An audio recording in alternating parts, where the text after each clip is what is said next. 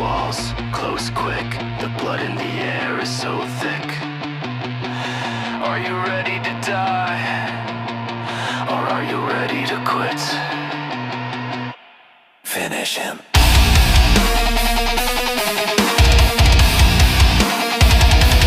Finish him!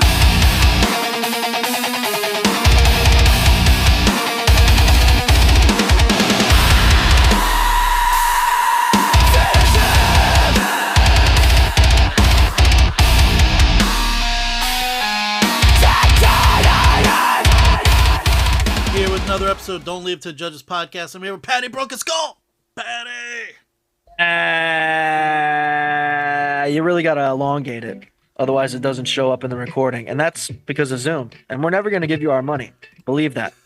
We'll just revert back to Skype. Maybe me and Sam should just do a pod. I mean, it already kind of sounds like a phone call in the end, at least the version that I get. We might as well just call each other and just fucking talk for an hour, and that's our podcast. That's the quality we need. Because really, it's not about the quality, folks. It's about the substance. What are we saying? And what we're saying could change your life, could make you a better fighter, could make you a prime-time athlete. But nobody wants to listen to us because we're just two regular Joes, right? We're just two regular fucking guys, and no athlete's going to take our advice to be a star, right? And we need that, as if we don't have the experience and the knowledge, Sam. We've watched enough WWE, AEW. We know how to write the fucking story, dude. Give us opportunity. I will say in news, man. Now, this is a little bit off the cuff because I just looked at it. And if you remember the Lerone Murphy Movzar fight, they were both pretty battered. It didn't look great at the end. They both had some damage, but Movzar made sure to say that Lerone got cracked, like he was fucked up. Look at his face. He said that. And then you got pictures of Movzar from a week ago, 4 weeks, before the fight, and he had already broke his nose. He had already had a broken nose. And my point is, he's not making an excuse. It's not an excuse. I think people are more or less saying, hey, man, this guy was fucked up 4 weeks ago and still took the fight, still won the fight. I think we'll get to it more later, but what I'm getting at essentially is growth. You know, something we talked a little bit about off mic is like growing, becoming a better fighter. Be willing. How bad do you fucking want it, dude? How bad do you want it? Because we've seen, I swear to God, every time we talk about a card, the first thing that's on the bottom of my list is the canceled fight. The canceled fights, right? You see it's like so-and-so versus so-and-so, and then you see that's one of the fighters on the card later fighting someone random. Yeah. That happens often. And what I'm getting at is here's Movzar, broke his nose 4 weeks ago, and he's like, I'm not taking the fight. I'm still going to go in there. He might just break my nose again, but then he wins and sort of cause more damage to Murphy. It's crazy, dude. My point is, dude, risk it. How bad do you actually want it? And that's the point here with Dana White and the video that I had sent you from MMA World. I didn't even watch it because I already knew he was talking about everything we talked about last week, where it's like Dana does not give a fuck about this anymore. No. Disappointing that we have to constantly hear this shit about fighter pay when we know how much money you sold the company for multiple times, right? The beginning was what? Zuffa and them guys, and then it went to the people that fucking own Beyonce's catalog. Now it's the fucking Tap Out guys, or TKO, that also has the WWE. Like, you have money to pay these guys. But again, incentive, Sam. We know that there's incentive. There's a reason to finish. The one guy said, hopefully get this 100K bonus at the end. It's like, it's 25, first off. I don't know what, I mean, maybe performance of the night or whatever. Yeah, you get 100K if you fight of the night and performance of the night. Okay, right. But you still get 25 for a finish. Yeah, no matter what. Even if you get that performance of the night, and then you get a finish, you get 125. So why not fucking risk it all? I'm saying, like, you're already a fighter. You've been training to do this. Why are you afraid to take a punch? Bro, some of these MMA YouTube channels will post, like, polls. Who do you think's going to win? This is going to be a crazy fight. And one of them recently was Michael Chiesa versus Doesn't Matter. You know who I voted for? It doesn't matter. Yeah. I voted for the random guy. Because I'm like, just lose already. You don't. Why are you? It's so weird to be a commentator or on the panel and then also go put on the fucking gloves. I hate that. Like, Michael Chiesa as a panel guy, fine. I'm okay with that. He understands a very specific part of fighting. He knows it very well. But then to go in there and fight, and that's all you're gonna do again, ugh. Because it's not even like fun grappling. It's the worst striking I've ever seen, the worst attempts at striking I've ever seen. But why would that guy, whatever YouTube channel was, put this out like this is gonna be hot? Oddly enough, Sam, 68% went with Kiesa. So Hey, what kind of fans are following your channel, sir? I don't know. It's the ones that don't watch his fights, apparently. Well, what else do we got? Any other news? I did see something about the next possible for Volkanovski being Movzar or, God damn it, who was the other guy? Who's the other top guy? 30. Shit. Because one of them was basically like saying Movzar is the one who earned it. Diego Lopez, maybe? Oh, someone else. I don't know. Like, he's in passing. Oh, Jean Silva. Okay, basically they were saying that Movzar Oh. earned his title shot, but Yeah. Jean Silva versus Volkanovski would be fun. And they're not wrong. But again, that's 35 though. 45. Featherweight? I get them mixed up at the later divisions just simply because Yeah, they it's don't matter. featherweight. After lightweight, I'm like, I don't know, the other small guys. It's featherweight. Nonetheless, Jean Silva, Volkanovski, I don't know. I like it, but I think Movzar, I think he's got a better chance of beating him than Jean Silva. You know what I mean? I think that's a tough wrestling match for fucking Volkanovski. If not, then I guess you got to start leaning a little towards Volk. He goes in there and just crushes this guy too, who's 20-0 now. Which again, that reminds me of Khabib. It's like, how padded Yeah, eat his fucking record before they give him an opportunity for I real. know. It's crazy. Because it's like he really kind of fought scrubs all the way up. It was kind of that Tagur's situation we talked about last week. It's like we only saw him once or twice a year. And then he finally was able to come to the States, and even then, it's like he's not fighting great competition. I guess we covered Moves versus Lerone a little bit. Man, I just see stuff about the next card. Oh, I did see Dana White said something about wanting Francis back in the UFC. Huh. Interesting. Because Yeah, I no thought he shit, hated though. Francis. He should have Look never let him go. Bro, this division, the heavyweight division, is so fucking ugly. It's terrible. If they just had Francis to be a reason to pay attention, at least his fights would be something. Hmm. Aspinall's kind of like, well, forgotten. Because what are you doing? Your eye still hurts? It's annoying. Yeah, I mean, so they got this whole Netflix card set up, and it's actually for who they have. I mean, who they have available to them, I should say. It could be worse. It's not. I don't think it's that bad of a card. I mean, it's almost like a senior citizens of MMA getting together. It just makes me wonder about the other leagues.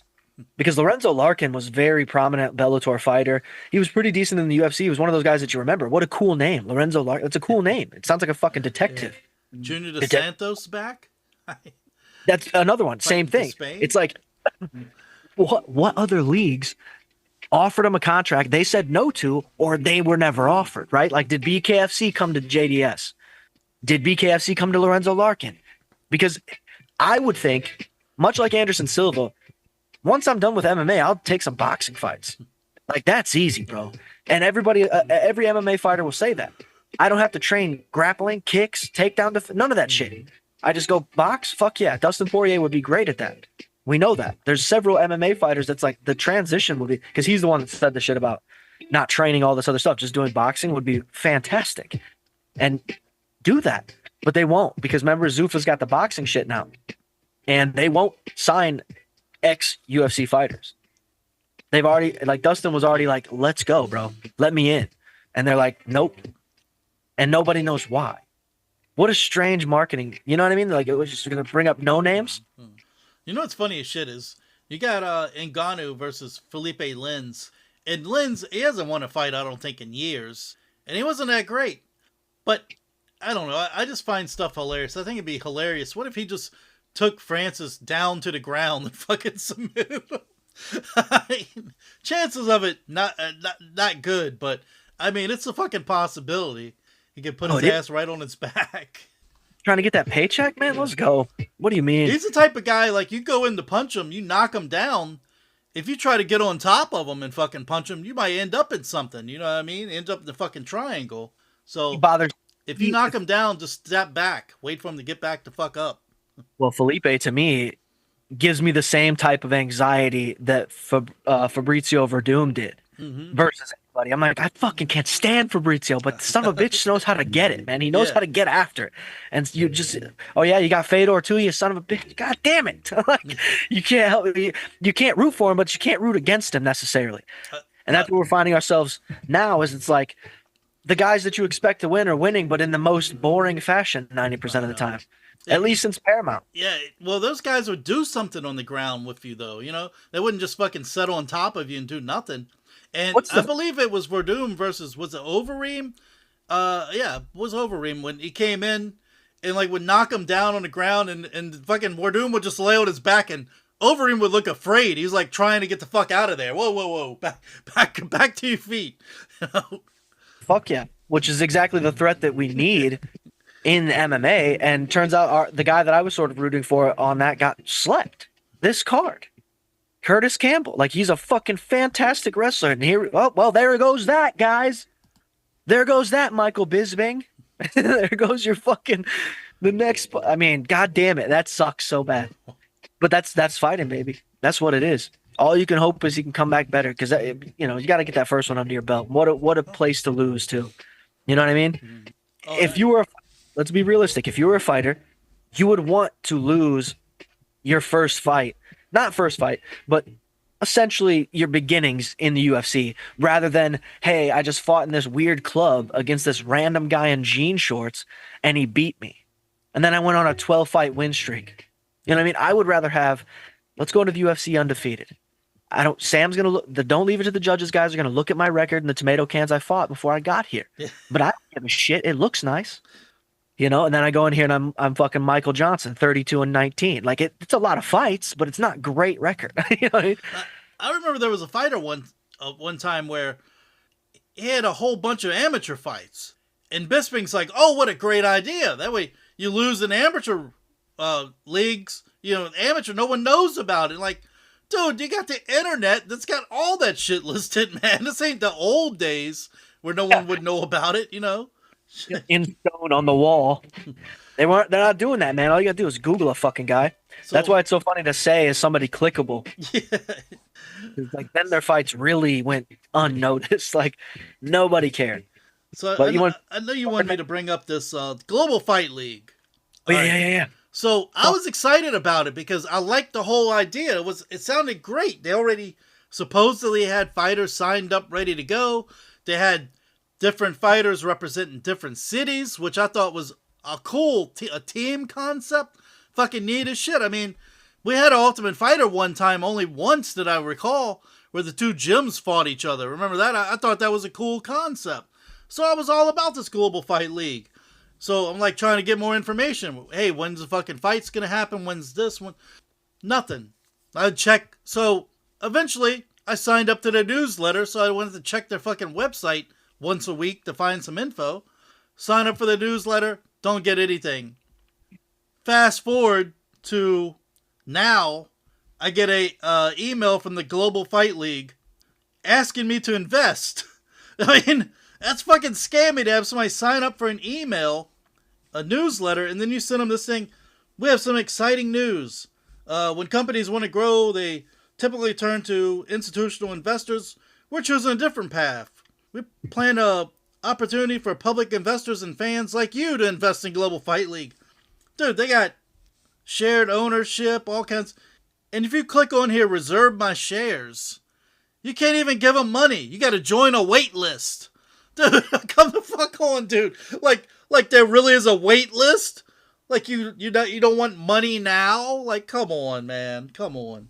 This is real. This is dangerous. This is scary stuff. Like, who are the people that are trying to get this together? Because they're also like Tyron Woodley's on the picture. Yeah, he's one of their advisors.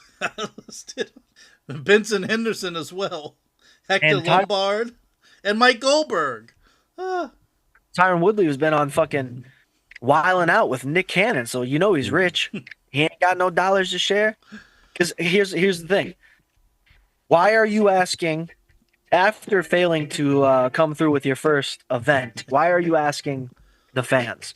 When George St. Pierre put together his own fight league, Khabib's done it, Gamebred's done it. Yeah, Gamebred, exactly. Anthony Pettis.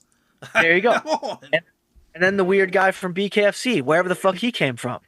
You know what I mean? He's just saw Sun like fucking 2 years ago. I don't. That guy's so strange, bro. And he's trying to be like the Dana White. Look at him one time and listen to him. He's fucking something's wrong with him. And it's like, well, of course it's dad's money. The guy didn't do anything himself until he came up with like, let's have people fight with no gloves like they used to. It's like that's not a real. Not a new idea. You just figured out a way to get away with it, make money from it. It's Sam and I could have been like, yeah, you remember how fighting started when they didn't have gloves? Yeah, dickhead. We've all seen Mortal Kombat. Okay, it's based on reality. Goro's real. Men used to have fucking 4 arms, bro. That's why we used to get more shit done. Think the pyramids happened fucking because we were regular looking guys, fucking cherub Irish dudes? No, we look like Goro, fucking, Prohaka hair. You know what I'm talking about? Yuri Prohaka. People would freeze people and shit. Yeah, dude. And then there was a guy like Johnny Cage. It's like that was us. That he snuck in. Oh man, so this fight card just took place. It's like they can't just when you think that they can't get more boring than the last week, then here they are. They keep getting worse and worse. What the fuck is going on? The more I complain about it, the worse it gets. Yeah, maybe we should just say it was a great card. Maybe that'll help. The next card will be awesome. 4 finishes, the whole card. Damn, this is the first fight card in probably a year and a half where I had to watch every fight separately on its own. I don't know how I missed this event completely. I was like maybe like 40 minutes late, and I couldn't get it to go from the beginning. So I had to watch. I couldn't do that either. I tried the same thing. I couldn't get to go from the beginning either. So it would not do it. It would just always. I pulled the thing back. It would play real time. So where I did it too. I did fight by fight, which is fine with me. I'd save a lot of time, especially when it's boring as shit like this was. I mean, anything redeemable on here that you want to talk about? I mean, most of these fights sucked. I know people giving Michael Page a lot of shit for his fight being boring, but I mean, it ain't like Sam Patterson was trying to tee off on him or anything. He does what he always does. As far as I'm concerned, he's set back. He kind of waits for you to strike, and then he goes fucking after you. And then he comes right back to where he was. He keeps the distance. Looked like a normal fucking MVP fight. Was it boring? Yeah, I mean, it was, but what do you... I don't know. The whole fucking card was boring. There's no in between. There's no gray area when it comes to an MVP fight. It's either atrocious and hard to watch, or it's fucking electric. I will say though, the last 4 fights on the prelim card that are decisions, they were nasty fights. They were worth watching, but it's hard to make an argument of what you do with any of these guys next, and that's all the problem. Like, you can't push a guy who just went to a war with a guy who he shouldn't have went to a war with. Like, everyone's like leaning, knock him out, finish him, submit it, whatever, something in that direction, and there they go, leaving it to the judges, and it went in their favor, I guess. But I mean, Nathaniel Wood, Nathaniel Wood did exactly like we said, just nasty, tough as nails, stuck it out and did his thing. Pinto should have won that fight in a more devastating fashion. I saw opportunities for that. I feel like he maybe gassed. It was too much grappling on the cage, man. I hate when the heavyweights do that shit. The Montes versus Tricoli, again, started out heavy. Montes was coming at him, was after him. It was a nice fight. It was a fun fight. The other ones that were finishes or decisions before this, sort of the same question you have to ask. Does it mean anything? Does it help this fighter go up? Was it enough that you're going to remember their name? Probably not. The most shocking thing happened on this card was when Austin Lane got knocked out in 28 seconds. And the announcers acted like, holy shit, what did we just see? The guy knocked out Austin Lane just like that. And I'm like, and they showed their reaction when they're jumping out of their chairs and shit. And like, this guy's awesome. He fucking took care of business really fast. Dude, they have to be some kind of ploy to use Austin Lane to do this to people. You know what I'm saying? This guy's next fight, they're going to pull out the highlight reel, the reaction, all that shit, and be like, look how fucking badass this guy... Why else have this guy on the card? Or have this guy on any... He lost like 5, 6 in a fucking row? He's always knocked out in the first round. And I always say that he's got a fucking Easter Island head. So no matter what punch you throw at him, it's going to connect and he's going to be wobbled. I think if you sneeze too close to his chin, he might sleep. Sam, I think you might catch that man snoring if you got a good sneeze next to him. Shake his whole body up. His arms are outstretched and shit. He's on the ground sleeping. You're like, whoa, buddy. Yeah. Pollard's tough. I'm just saying, this is how little they think of him. All right, he's lost 5 of his last 6 fights. The one fight he had won was the Robles to Spain. They got rid of that motherfucker as soon as the fight was done. Out, you're out of here. Who JDS is fighting though? Yeah, yeah. Could be fun. That sounds fun to me. Mm-hmm. Like that's a good fight. That's a fight if the UFC put on. That's a main event. That would still go because JDS they're gonna throw hands. There ain't gonna be no fucking grappling. The karate guy's gonna do his karate thing, and JDS is gonna back up against the fence until he gets knocked out. Anyways, Curtis Campbell, that sucked. We already mentioned that. God damn it. Austin Lane gets knocked out. Yeah, no, yeah. The other thing is the commentators themselves. So that's the best part about skipping a little bit. You're like, I don't have to hear all that nonsense. I don't have to hear him talk afterwards too about beating this guy like you're the fucking next champ. Shut up, bitch. But again, Curtis Campbell was my guy. I told you guys that last week. I said it in his first fight in the UFC, all this shit. And he's a grappler, grappling heavy. And we just learned that, hey, man, you got to start sparring, taking some shots to the head, man. Get that shit tightened up. Because that wasn't like clean. You know what I mean? To the point, it's like he just made a mistake. Get there to block in time or whatever. Danny Silva, though, that's some power. That is power. He cracked him a few times. He was not afraid. That second round was just rough. He was real accurate with his punches too. Bro, that 30 seconds before that 28 seconds before Curtis went down was tough for him. He was fighting in a fucking glass bottle against this fucking shark, and the guy. You can't count him out necessarily. Is my thing. You can't count him out because this division's pretty wide open as well. But I think Danny Silva gets somebody tough next. I think it's a striking war next fight. Absolutely. And even though it was a decision win, this Christian Leroy Duncan, this guy is tough, man. This is a tough dude. Yeah, I think he's good in there with anybody. Middleweight division, absolutely. I mean, we discussed it before, but this is one of those guys that showed me something in a loss. When he lost to RoboCop, this man was in there throwing hammers. He was trying everything he could to get RoboCop out of there without getting killed himself, and he couldn't fucking get the job done. But he showed me something in that fight. Here's the thing. Any fighter that would happen to stumble across our podcast, I don't know why you would, but take that advice, dude. Know that you can get a fan by just simply having the heart. Don't fucking let him get your ass. Don't run away, though, either, because that's weird. We hate that. Get in there and get after, bro. Bite down on your fucking mouth guard and start throwing hammers, bro, because Brendan Schaub's got some knockouts. And if you ain't got none, bro, you're doing something wrong. Change careers. You might be able to get more laughs than him. Try that. Oh, man. Brendan Murphy, Schaub. Mozar Vilov. What do we think? Evloev, whatever. I thought when the point got taken away, I thought the dude was done. I thought he lost. That is a good point. I did forget that they did that, but everybody was calling for it and was happy they did. Gotta learn. Mm-hmm. Gotta learn to control certain things. Speaking of controlling, I watched some Josh Koscheck highlights because he was one of the worst fighters at flopping. 2 different times he pretended to be hit by a grounded knee. Huh. Paul Daly was one, and God damn it, I'm not going to think of the other one, but I don't want to waste too much time on it. Then he goes on and he has to fight Tyron Woodley. And this is Tyron Woodley at like his peak when he was still putting boys out. He could put you on your back, no problem. He was so athletic. He beat the dog shit out of Josh. He knocked him out, and Josh went to sit down because he was out. He was already out on his feet. You could have put a chair behind him. Bro would have sat down perfectly and just went to Dad Thanksgiving, just in the chair, nodded out. It was so perfect because he hit him 2 more times while he's sitting there. It was awesome. It was awesome because he was really one of the biggest fucking dickheads, bro. One of the biggest clowns. He's one of those dudes that would make another guy do the stupid shit that he wouldn't do. You know what I mean? Like bully a guy in a fucking hey man, see if you can swallow his hot dog whole. Why don't you do it? You know what I mean? But the other guy would do it to be his friend. Fucking lame shit.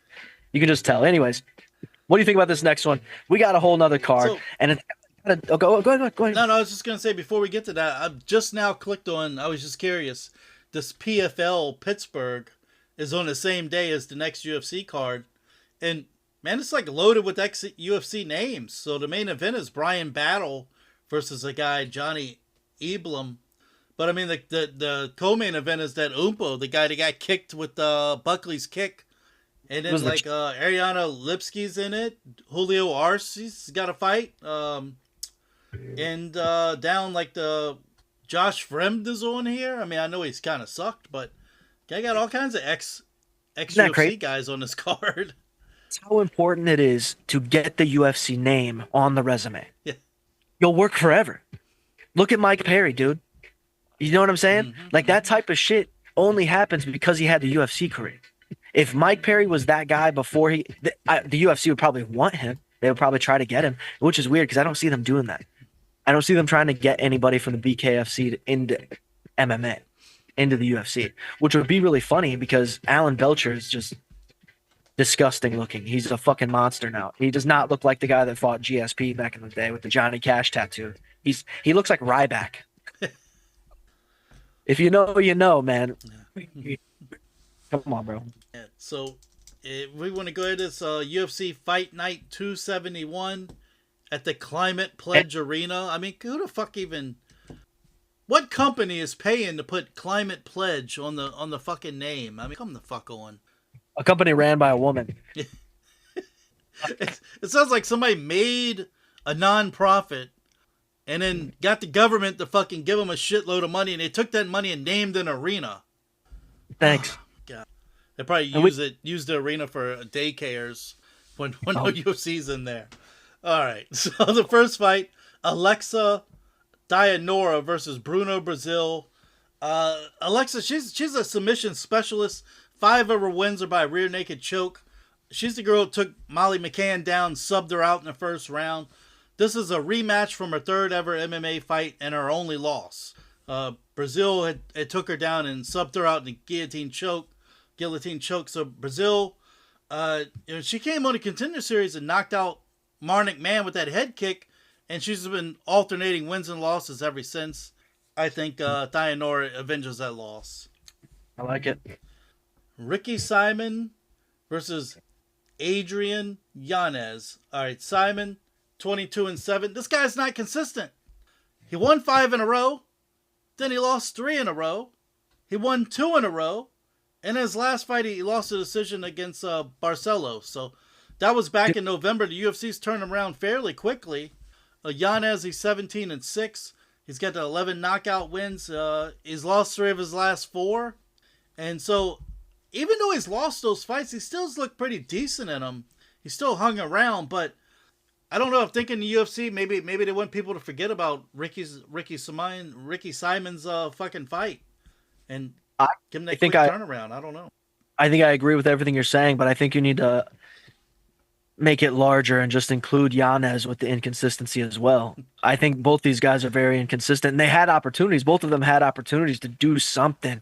You know what I mean? And I think this is kind of one of those, hey man, someone's got to go Could very well be.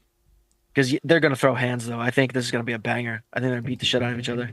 I I sure hope. hope so. We need to see some bangers. I'm telling you. Navajo Sterling, Bruno Lopez. Ari Sterling, he's the New Zealander. He's 8-0, so undefeated, 4 knockout wins. He had a nice second round knockout win on the Contender Series, and now he's 3-0 in the UFC. They're all decisions, so he's fast in and out boxer type. Lopez, he's 14-2. He's been knocked out twice in his career. He's got 11 finished wins. He got knocked out the first time he came on the Contender Series. He eventually come back, was signed, and he got knocked out less than 2 minutes by Dustin Jacoby in his last fight. I just really haven't been impressed with that guy. I think Navajo Sterling probably wins the decision. And I will add, Dustin Jacoby is fucking tough. Kid. I am still confused as to what Navajo Sterling is good at. Like I don't know where he leans. I haven't seen something real significant, even with this 8-0 record. Yeah. I think Bruno's got opportunity early. He does If he have wants- a good 5-inch reach advantage, too, in this fight. Casey O'Neill, Gabriela Fernandez. O'Neill 10-2. We hardly ever see her. She had back-to-back losses before winning a decision against Luana Santos in her last fight. That just reminds me, Luana Carolina didn't fight on that last card. You were talking about canceled fights because she came in 8 pounds overweight. But anyway, that's a whole nother story. Fernandez 11-3.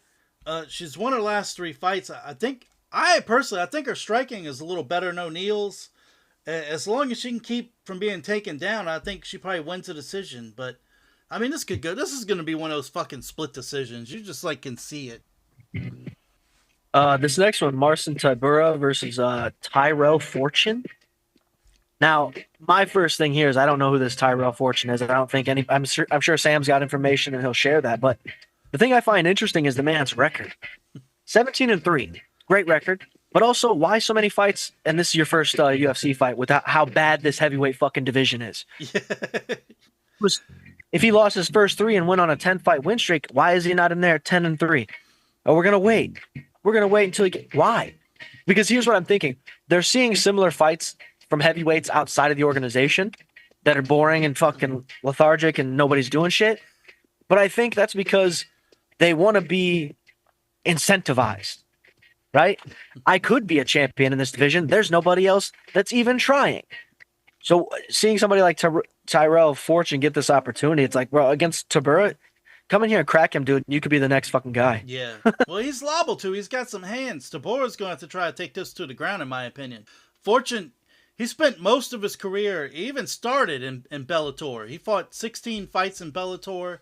He's 13-2-1 no contest. You would think a heavyweight with that kind of record, he'd be fighting for a belt. We'd hear about him. I'd never heard this guy before. Then he was 1-1 in PFL, and now he's won his last 3 fights on the independent scene. And when I say on the independent scene, he fought a guy that was 51 years old. And he's been fighting like senior citizens. So Tybor, he's going to have to try to get this to the ground to have some success, because this Fortune can throw some hands. Anyway. The 2-no contest, though, that's kind of scary. You know what I mean? Like, what the fuck happened? You poke a guy's eye out, you bite somebody. I'm excited. Look forward to it, but Yeah. a lot of guys don't get 2. You know what I mean? That's super accidental. This next fight's very strange to me, though, because I don't know much about the Lance Gibson Jr., but it is Chase Hooper. All right, the young phenom versus Lance Gibson Jr. 16-4-1 for Chase Hooper, which you gotta like that. That's a lot of fights for a young guy. 9-2 for Lance Gibson. All right, since we know about Hooper, I'll just tell you about Lance Gibson. And this is a shame you don't remember it, because he's not memorable. Because what happened was, all right, this guy, he was 5-1 in Bellator. Most of those wins were against guys at even records. He came into UFC and they put him up in his UFC debut against King Green, Bobby Green. And what happened? He lost by a fucking split decision. Green walked him down at the start of the fight. This dude just couldn't get it going. He was throwing one strike at a time. I think Hooper should be able to drag this guy to the ground and pound him out. I like it. Pretty disgusting. But Let's get Chase a fucking KO win, though. How about that? I'm sure he's got one, right? Chase got a KO. Got to. I can look. I'm thinking so. Like Alex Hernandez knocked him out recently. Yeah, I remember he was beating that one guy up on his feet. I don't know if he ultimately took him down. Oh, he did. He beat Felipe Collar. Whatever the fuck. Yeah, Felipe. We don't How know did any he of these kill people. him with- He's got well, I KO guess- wins over. All right. So the next fight, Ignacio Bahamendez. Ignacio Bahamat. Ignacio Bahamendez. Tufik Mosayev. Toothpick? Tufik. That sounds better. Bahamendez, 28 years old. 17-6, 11 KO wins. 2 submission losses. This guy, he goes on a winning streak. He works his way to the top, and then he just can't get past the top players. He's won 3 fights in a row, but he had won 3 fights in a row, but he lost his last fight, a decision against Rafael Fiziev. Now it's time for him to work his way up to the top again. But I have to ask, is this Tofik's first fight? Who 22-6 against Ignacio? You're pretty high up on the roster in that division, right? Because he's for lightweights. I mean, come on, Ignacio's pretty damn tough.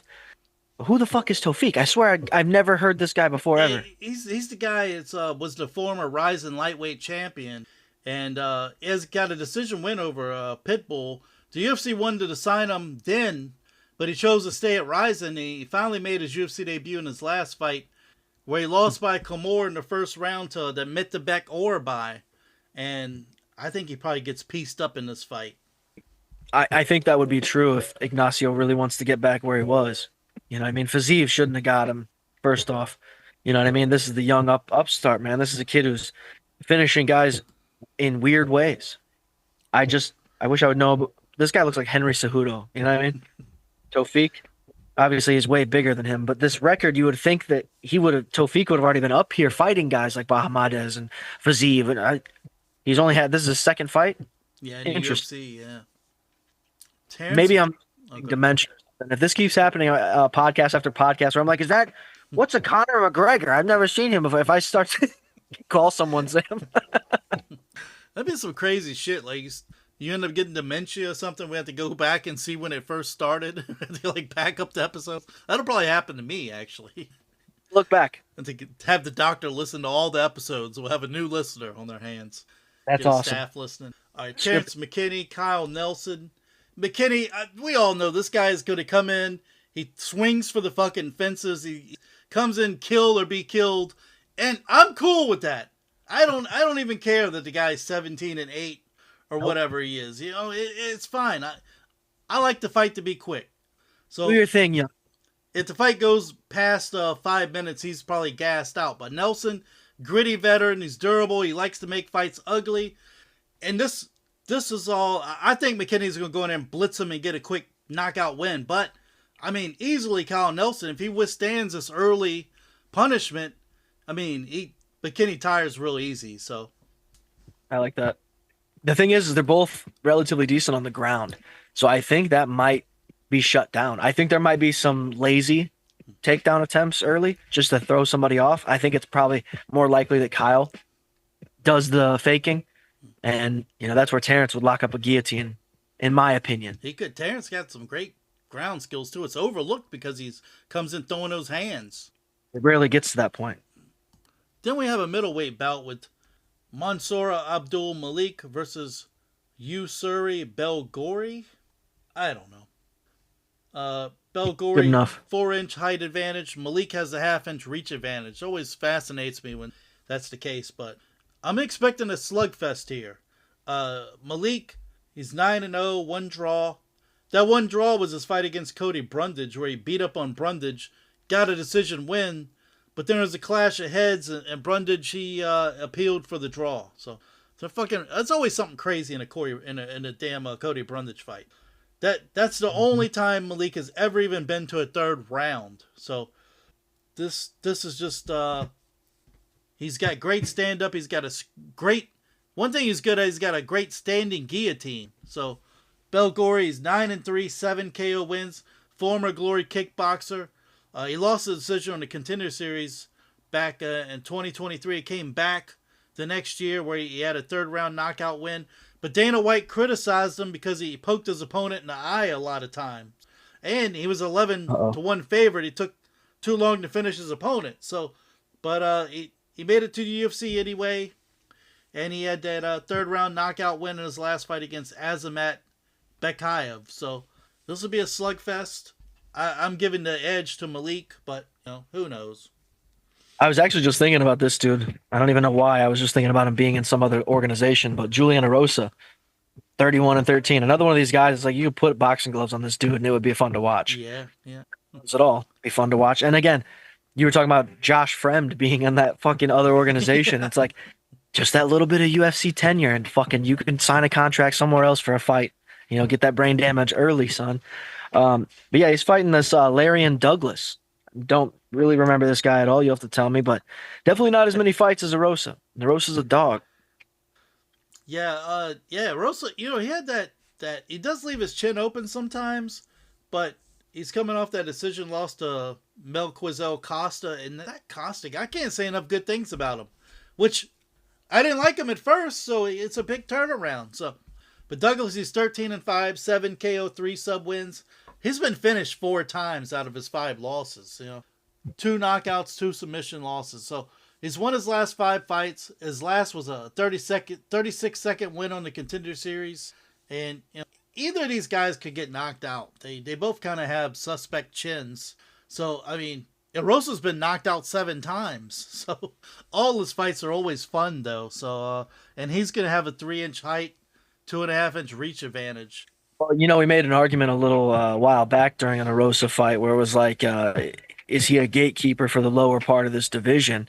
And I think this solidifies it, being, the youngster coming in fighting not even a youngster, but 6 years younger, being 30. He's still much younger than a Rose, and he's coming in here fighting a guy he can go anywhere with you, and you can catch him for sure. It's there. How bad you want it? It's gonna be a fun fight. I think it's gonna go. This fight and the Malik fight are probably gonna be very similar. Fingers crossed, Paramount. And then you have the next fight. Yeah, dude. Oh yeah, that's what it was. Nico Price. How fun. Michael Nico, Chiesa I, of versus Nico Price. course, I went Nico Price. I don't even know if that was the poll, but I picked him. Yeah. Whoever going against Michael Chiesa. Maybe we talked about this off mic, but yeah, Michael Chiesa ever because he's been in the fucking UFC too long to not have done some improving, and he still fights the exact same way. He has no stand up, still none. This fucking late, you can't call yourself an MMA fighter, bro. If all you do is one thing, you can't. What you hit pads? Because I don't see you ever punch anybody in that octagon ever. Not when you take them down, nothing. So go in there and get a KO against Nico Price. Would that be funny? Well, why? Yeah. Why does the UFC always have him fighting like senior citizens? I know he's 38, but I mean, Court McGee, Max Griffin, Tony Ferguson. If he wins, they don't want to give this man a title shot. And to Nico Price, who's 36. I mean, Michael Chiesa to go on a run against real opponents to give his ass a title shot. And of course, he takes all the senior citizens down to the ground. Of course. Those last several fights, I think, have been pretty comical, if I'm not mistaken. Yeah. Well, Pricey's lost his last 3 and 5 of his last 6. They're always giving Chiesa like tomato cans. So it's probably gonna just ride him to the ground. He's a fun fighter to watch, though. Huh? I used to not really like Nico Price, but he's gotten over on me, and at least in this fight, I have to root for him. Alexa Grasso, Macy Barber. A rematch from February 2021, which Grasso won by decision. She tagged Barber early, leading Barber to the clinch, which is Grasso's game. So Grasso's just coming off back-to-back losses against really good opponents. Barber's won 7 in a row since that loss to Grasso. So this is her chance to redeem that and keep climbing the ladder. I mean, she once told us she was going to be the youngest champ. Too late for that now, but she's still only 27. But I don't know, man. Grasso's pretty tough. Yeah, sort of unnoticeably. She looks non-threatening totally. You know what I mean? But she is also a dog. She's pretty good at stand-up. She's got great ground skills. And I think Macy has to do the opposite in this fight and tag her early. If she can tag her early, it's going to make Grasso fight a little more defensively. I think what this boils down to is who could get tired first. Which of them is going to push it early and then be weaker by the later stages? Because I don't see this ending early. I'd be surprised. I'd be very surprised. Then you have to make an argument for that title shot again for whoever. Or Macy's first time, Alexa getting back to it. But nonetheless, these two at this point in their career is a lot different, I think, than even the last time they fought. Oh, yeah. I think they've both grown a lot. This could steal the show, man. I honestly could say that right now because Macy's such a fun fighter to watch, and she can catch you. She'll go in there with high energy early, and I don't see her getting tired. I don't see Grasso either, but I think it depends on who's whiffing, who's missing shots, who's shooting takedowns that they're not getting, and then by the middle of the third round, you're going to start to see it really weigh on one of them, and Macy's shots are going to come real slow, and then Grasso's going to be able to throw head kicks or whatever the fuck. I think it's just there's a lot of questions to be answered here.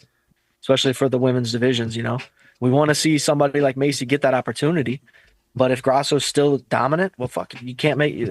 What argument can you make? Right, absolutely correct. Then we have the main event: Israel Adesanya versus Joe Pfeiffer. Adesanya, he's 36. He's got the 2-inch height, 5-inch reach advantage, 24-5. He's got 16 KO wins. He's lost his last 3 fights. He's lost 4 of his last 5 fights. He hasn't fought in a year. He was knocked out by Amanov in his last fight. This is passing the torch. I don't know, because Pfeiffer is 15-3, 9 KO, 4 sub wins. He's won his last 3 fights. He's got the skills to win this, I think. But sometimes he shows too much respect. He's hesitant to strike. If he lets his hands go, I think he wins. And I'm going to make this argument. Kind of like how Christian Leroy Duncan, I'm moving my hands all over the place. Kind of like how Christian Leroy Duncan showed me a lot of himself in that loss to RoboCop. Joe Pfeiffer, I'm the opposite. He fought Kevin Gastelum. He won the fight, But I don't know, man. I didn't realize he was so lackluster until he had that fight. I mean, he come in dropping fools. In that fight, I think he just showed Gastelum so much respect, and then just only punched, countering, and threw when he had to. If he fucks around like this, he's liable to get knocked out. But he should win this ultimately. Yeah, it'd be really disappointing if Adesanya just continues to lose, because that's sort of the projection of most of the greats we've seen come through. I mean, there's maybe 3 or 4 that didn't have that 4-fight losing streak before they just gave it up, right? Most of them go and lose 5 fights straight, and then you just don't hear from them anymore. So it'd be cool if Adesanya was able to flip that around, because I can make an argument that besides Conor McGregor, he was probably the biggest star, easily. What he was doing, we never saw before. That's what it takes, man. And the inspiration that I would take from Izzy as a fighter was when he said that he was trying to finish fights, do something different every fight. It felt like that might have cost him once he was champ, because now you're fighting the best of the best, and they want that. There's so much more than just that stupid gold belt that these motherfuckers wear that comes with being a champion. Depending on how popular you are, some of you guys get to be on video game covers and shit. Izzy and George Masvidal. Why was I going to say Jose Masvidal? George Masvidal were on the cover of the UFC game, and George, not a champ, just like a popular fighter. Izzy lost his title, still the face. You know what I mean? It's like you don't want to see these guys go out poorly. But I think you are right in your argument to say that Pyfer, what we've seen from Izzy recently, the only argument that can be made is Joe Pyfer has a damn good chance. He has a damn good chance. And that's good. That's a passing of the torch. That's how it works in athletics, right? That's what we know in sports. But at the same time, Izzy's got to get back to what this is like Anderson Silva, man. I don't know, the new generation of Anderson Silva, and the way that he went out, where you're like, did he really ever have it? Gotta start questioning that. You're like, I gotta watch those highlights again, man. God damn, because those finishes are ugly. Like when he did come back and he beat Pajero, you're like, okay, Izzy, he's still him. And recently, you're just like, come on, dude, get back to your grassroots, man. I wouldn't be mad if he came out and did a stupid ass dance entrance. Right? Like that's old school Izzy. You know what I mean? We'd be, hey man, do your thing. What, I used to like when Bellator had those wild entrances. You know, I kind of miss that type of shit. Earlier, Ryzen, whatever the fuck it is, and I was like, God, I forgot completely all about that even existing. Like, and that was some fun intros, man. Very WWE like, but nonetheless, I think you're right in Joe being hesitant, like having too much respect for Izzy, being able to strike him from basically anywhere. And that could cause him. But if Joe leans on his wrestling, Izzy's in trouble, right? He shoots on him, fucking puts him on the ground, hammers his face a little bit, wears him out. Then the speed's gone. Joe's got opportunities to connect in the stand-up game. So what, second round maybe?